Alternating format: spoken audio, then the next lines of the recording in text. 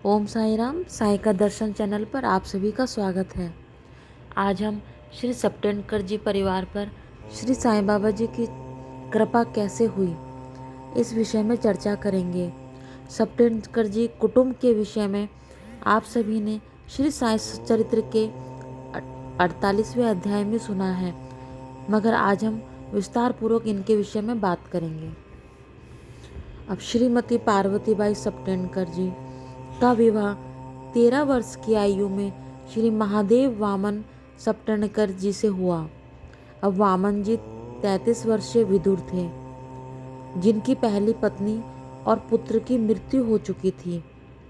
वामन जी के माता पिता माडेगांव में रहते थे, लेकिन वे स्वयं उन दिनों अक्कलकोट में वकालत करते थे।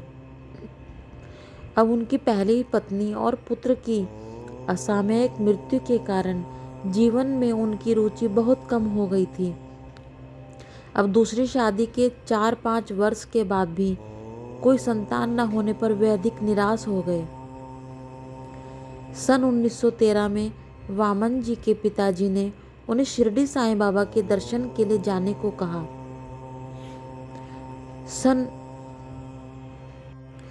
जब उनकी पहली पत्नी की मृत्यु हुई तो तब वे 33 वर्ष के थे और 13 वर्ष की जो श्रीमती पार्वती बाई जी थी, उनसे उनका विवाह हुआ था। मगर उसके 3-4 साल तक भी उनको कोई संतान न हुई, तो इस वजह से वे बहुत परेशान रहते थे। अब जो श्री वामन जी हैं, उनके पिताजी ने उन्हें कहा कि तुम शिरडी साईं बाबा के दर्शन के लिए जाओ, साईं बाबा तुम्हारी मदद करेंगे। अब परंतु वामन जी की तो साईं बाबा पर कोई आस्था नहीं थी, इसलिए उनकी शिरडी जाने की इच्छा ही नहीं हुई। पर पिता के जोर देने पर वामन जी अपने छोटे भाई पंडित राव को शिरडी साथ लेकर चल दिए। अब शिरडी पहुंचकर वामन जी ने जैसे ही आगे बढ़कर श्री साईं बाबा को प्रणाम करना चाहा, तो बाबा अचानक ही गरजे और बोले, चल हट। अब ऐसा कहकर बाबा ने वामन को जोर से धक्का दिया कि उनके सिर की पगड़ी एक तरफ जा गिरी।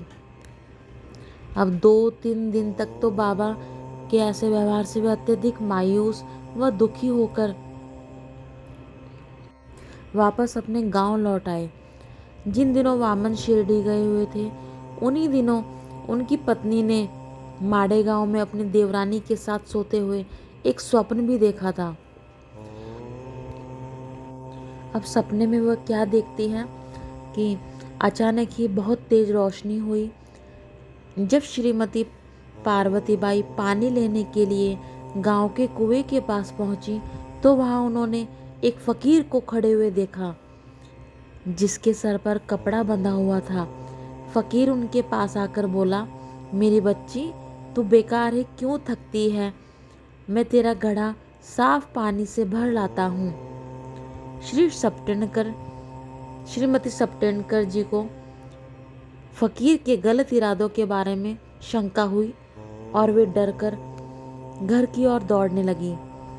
फकीर भी उनके पीछे पीछे आने लगा और बोला, भाग मत, तुझे बाद में पछताना पड़ेगा। मैं तो तुझे कुछ देने ही आया हूँ।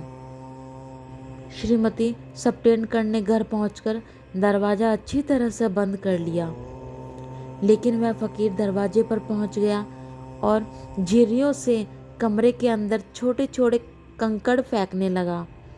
ये सब सपने में ही चल रहा था उनके साथ साथ। फकीर बोलता भी जा रहा था कि मैं तुझे कुछ देने आया हूँ।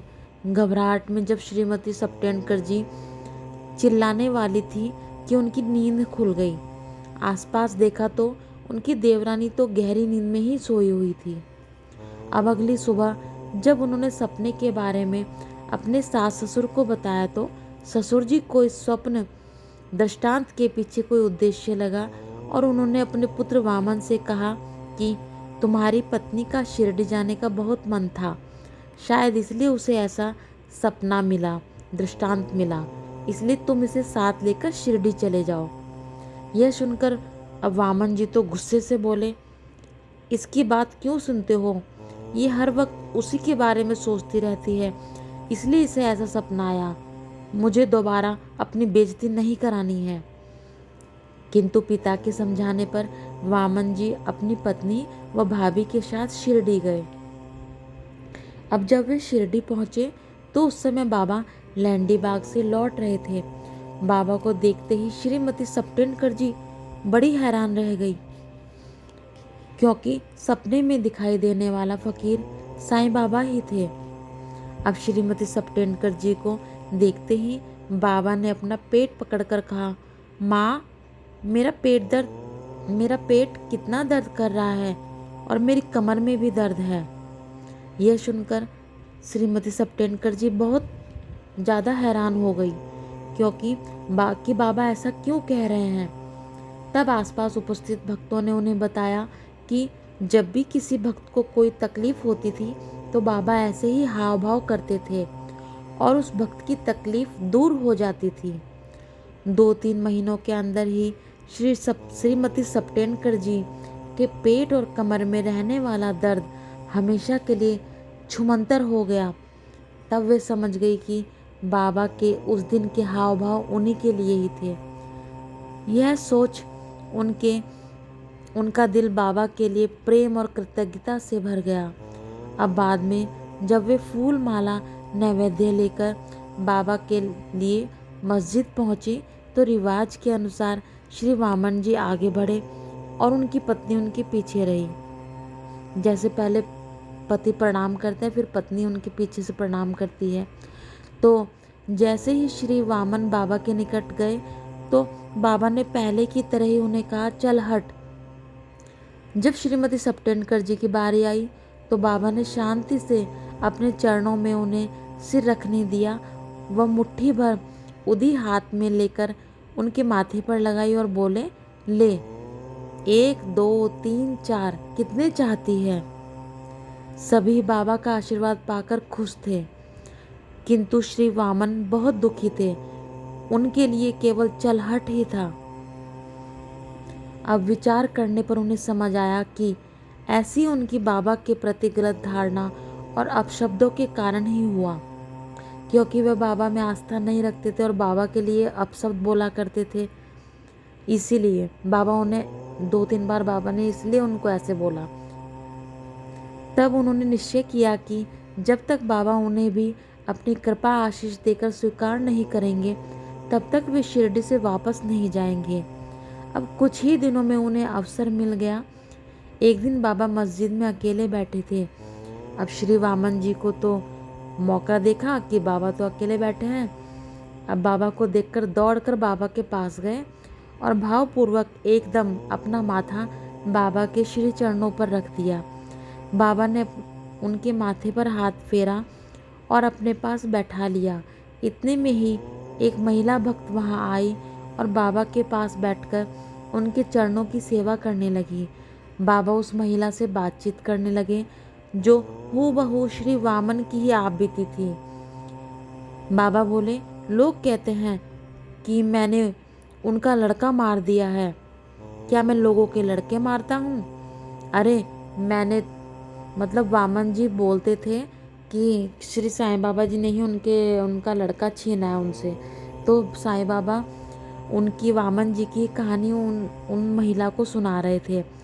बाबा ने बोला कि लोग कहते हैं कि मैंने उनका लड़का मार दिया है। क्या मैं लोगों के लड़के मारता हूँ? अरे मैं तो उसके गर्भ में फिर से वही लड़का ला देता हूँ। अब यह सुनते ही श्री वामन जी समझ गए कि यह इशारा उनकी तरफ ही था। यह अनुभूति होते ही वे आनंद विभोर हो गए और बाबा को बार बार प्रणाम करते हुए वहाँ से निकल गए। रात को सभी ने चावड़ी की शोभा यात्रा का आनंद लिया। अगले दिन सवेरे घर वापस जाने से पूर्व श्री वामन ने बाबा के दर्शन के लिए जाते हुए अपनी पत्नी से कहा, बाबा के हाथ में 1 रुपया दक्षिणा रखेंगे, फिर मांगने पर 1 और रुपया देंगे। अगर बाबा और मांगेंगे तो मैं अपनी अंगूठी और छल्ला बेच देंगे दूंगा। बेहद आश्चर्य की बात है कि बाबा ने दक्षिणा में पहले 1 रुपया मांगा, फिर बोले अब और नहीं लेता। तुम नहीं तो तुम अपनी अंगूठी और छल्ला बेच दोगे। अभी यह सुनकर तो सप्टेनकर दंपति, दोनों पति पत्नी, बहुत ही आश्चर्यचकित हो गए, परंतु उनका बाबा के प्रति विश्वास बहुत दृढ़ और अटल हो गया। इस घटना के 1 साल के अंदर ही सन 1914 में श्रीमती सप्टेनकर जी ने पुत्र मुरलीधर को जन्म दिया। उसके बाद उनके दूसरा पुत्र हुआ। उन्होंने अपने दूसरे पुत्र का नाम भास्कर रखा और दिनकर का जन्म हुआ। उसके बाद फिर उनके तीसरे पुत्र का जन्म हुआ जिसका नाम उन्होंने दिनकर रखा। इस तरह उनके घर 8 लड़के और 1 लड़की हुई। बाबा के वचन सत्य निकले। बाबा ने उनसे क्या कहा था कि कितने चाहिए, 1 2 3 4, कितने चाहिए ले लो। पूर्ण सच हुए। किसी साईं भक्त ने ठीक ही कहा है, जो मांगोगे सो मिल जाएगा। सच्ची श्रद्धा जो होए, साईं के दरबार से खाली न जाए कोई। ओम श्री साईं, जय साईं। हे साईं बाबा, जैसे आपने इन पर अपनी कृपा करी, ऐसे सभी पर अपनी कृपा करना, सबका कल्याण करना बाबा, सब पर अपनी कृपा दृष्टि बनाए रखना। ओम श्री साईनाथाय नमः। शिरडी के राजा की जय। श्री सच्चिदानंद सद्गुरु साईनाथ महाराज की जय। बाबा सबका कल्याण करना। ओम साई राम, जय साई राम। साईं का दर्शन परिवार पर साईं बाबा की कृपा सदा बनी रहे।